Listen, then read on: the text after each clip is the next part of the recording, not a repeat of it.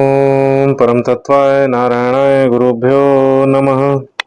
नमस्कार मित्रों, हमारे चैनल पर आपका एक बार पुनः स्वागत है। मित्रों, माता बगलामुखी इनको संहार की देवी माना जाता है, ब्रह्मास्त्र महाविद्या माना जाता है, क्योंकि ब्रह्मास्त्र का कार्य क्या है? वो इस पूरे संसार का नाश कर देता है। माता बगलामुखी की शक्ति ऐसी है कि यदि वो अपने प्रभाव पर आ जाए पूरे प्रकार से, तो इस पूरे संसार का संहार हो जाता है, उसमें देर लगती ही नहीं है। ब्रह्मास्त्र के पीछे की शक्ति माता बगलामुखी की है, और माता बगलामुखी की शक्ति यदि सृजन पर आ जाए अपने पूरे प्रभाव के साथ, तो क्या होगा? वही शक्ति बनती है महामृत्युंजय की शक्ति, अर्थात मरे से मरे प्राणी पुनर्जीवित कर दें।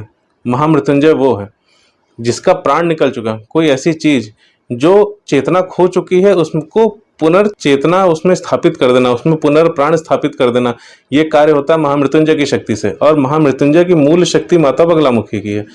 इसी कारण से महामृत्युंजय और माता बगलामुखी को एक दूसरे का प्रतिरूप माना जाता है, एक ही सिक्के के दो पहलू हैं। माता बगलामुखी के भैरव महामृत्युंजय कहे जाते हैं। कई जगह पर अक्षोभ्य भैरव भी हैं, लेकिन महामृत्युंजय को ही ज्यादातर शास्त्रों में उनके भैरव की संज्ञा दी गई है।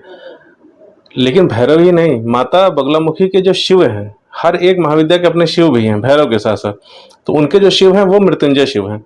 और जब आप काशी में जाएंगे महामृत्युंजय मंदिर में, तो वहां पर भगवान शिव की अर्धांगिनी के रूप में माता बगलामुखी को ही माना जाता है। माता सती का वो स्वरूप जो महामृत्युंजय की शक्ति है, अर्थात प्राणदायक शक्ति है, वो है माता बगलामुखी।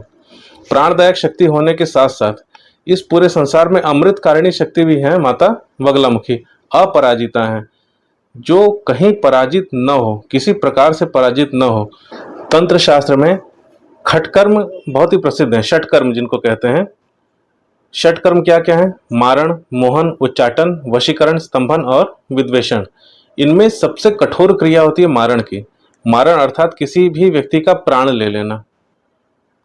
ये क्रिया भी मंत्रों के माध्यम से की जा सकती है।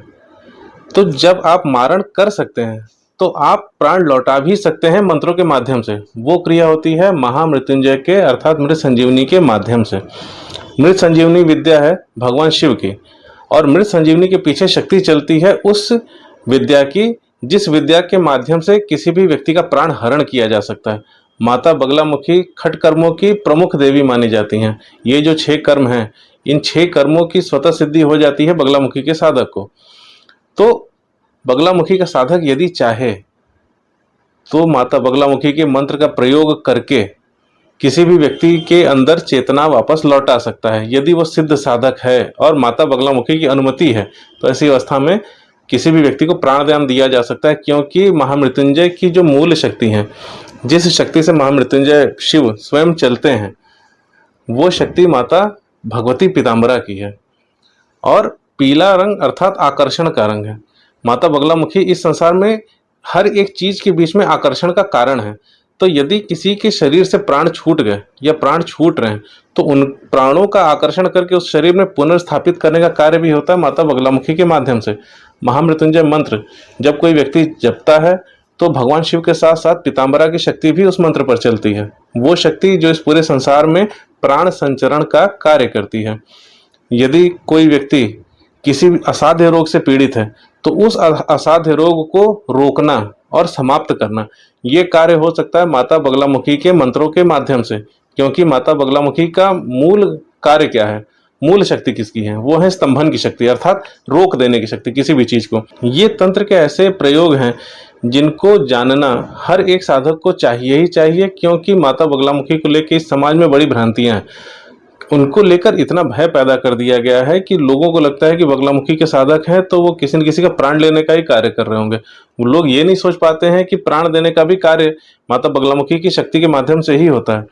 यदि किसी व्यक्ति को अपने आप को या इस पूरे समाज को समृद्ध करना है, तो उसके लिए सबसे पहले स्वास्थ्य सबका सही होना चाहिए, क्योंकि स्वस्थ व्यक्ति के ऊपर ही स्वस्थ समाज निर्भर होता है। तो ऐसी अवस्था में महामृत्युंजय की शक्ति माता बगलामुखी की साधना हर एक साधक को अवश्य ही करनी चाहिए। और जब आप बगलामुखी की साधना करते हैं तो आपको सर्वप्रथम क्या प्राप्त होता है? आपके शत्रुओं का निवारण होता है, और दूसरी चीज आपको स्वास्थ्य ही प्राप्त होती है, और उसके साथ साथ तीसरी चीज प्राप्त होती है स्थिर लक्ष्मी। ये 3 चीजें आपको प्राथमिक रूप से धीरे धीरे प्राप्त होने ही लगती हैं, लेकिन उसके लिए कंडीशन है। कि आप अनकंडीशनली साधना करें। आप कोई शर्त लगा के साधना नहीं करेंगे कि इतने दिन में हमको ये हुआ तो ठीक है, नहीं तो फिर हम ये साधना छोड़ देंगे। क्योंकि महाविद्याएं निरपेक्ष भाव से इस पूरे संसार में हैं। उनको इससे फर्क नहीं पड़ता कि आप क्या कर रहे हैं क्या नहीं कर रहे हैं। आपको लाभ लेना है तो आपको उनके पास जाना है, आपको मंत्र जपना है। आप यदि अपने भाव के साथ जप रहे हैं तो आज नहीं तो कल, कल नहीं तो परसों परिणाम तो आपको आएगा ही आएगा। और महाविद्याओं के परिणाम, और उसमें भी माता बगलामुखी के परिणाम बहुत ही तीव्र होते हैं। वो निश्चित रूप से आपके जीवन में परिणाम देते ही देते हैं, वो दिखते हैं, वो परिणाम आपको दिखना आरंभ हो जाएंगे। किंतु आपको उतने दिनों तक प्रतीक्षा तो करनी पड़ेगी, धैर्य देना पड़ेगा। आपने आज आम का पेड़ लगाया और कल ही आप उम्मीद करें कि वो आम का पेड़ फल देने लगे, ऐसा संभव नहीं होता है। माता बगलामुखी की शक्ति बहुत ही तीव्र होती है, हर प्रकार से व्यक्ति के जीवन को बदल सकती है। और वही शक्ति जब महामृत्युंजय के साथ चलती है तो व्यक्ति को प्राणदान दे देती है। जो शक्ति इस संसार में प्राण का संचरण कर सकती है, वो क्या आपकी किसी भी कामना में प्राण का संचरण नहीं कर सकती? आपकी जो इच्छा है, जो आपकी मनोकामना है, जो आपकी अभिलाषा है, उसमें प्राण डालकर उसको आपके सम्मुख खड़ा कर देना, ये कार्य है माता बगलामुखी के मंत्रों का। किंतु ये तब संभव होता है जब आप एक निष्ठ होकर माता बगलामुखी की शरण में आते हैं और उनकी साधना करते हैं। तो आपको माता बगलामुखी की साधना अपने नित्य साधना क्रम में अवश्य ही करनी चाहिए। थोड़ा करिए, ज्यादा करिए, कुछ भी करिए, लेकिन बगले बगले करिए। क्योंकि इस कलयुग में यदि आपको कहीं से निदान है तो भगवती पीताम्बरा के माध्यम से ही है। और उसके साथ साथ आपको महामृत्युंजय का भी कुछ मंत्र अवश्य ही जपना चाहिए, क्योंकि महामृत्युंजय शिव बगलामुखी के साथ चलते हैं। और इन सबसे ऊपर सबसे पहले आपको गुरु मंत्र के जप अनिवार्य रूप से करने ही करने चाहिए।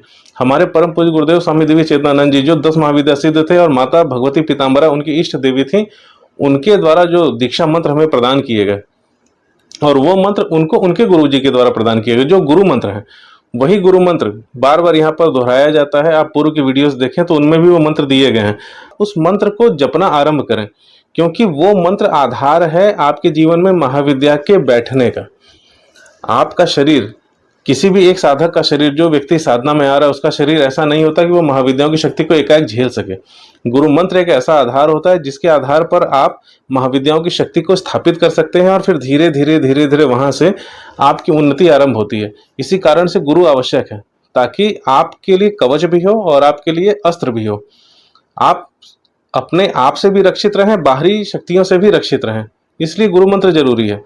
और जब उसके आवरण में आप बगलामुखी साधना करते हैं और महामृत्युंजय साधना करते हैं तो निश्चित रूप से आप अपने जीवन में उत्तरोत्तर विकास देखते ही देखते हैं, और आपको शीघ्र इनके परिणाम प्राप्त होने लगते हैं। तो आपको एकनिष्ठ होकर गुरु मंत्र के साथ माता बगलामुखी के मंत्र और महामृत्युंजय की शक्ति का सहारा लेना चाहिए। धीरे धीरे आपके जीवन में रोग समाप्त होने लगते हैं। मिलेंगे माता बगलामुखी के किसी अन्य ज्ञान के साथ अगले वीडियो में। तब तक के लिए जय गुरुदेव, जय माता बगलामुखी।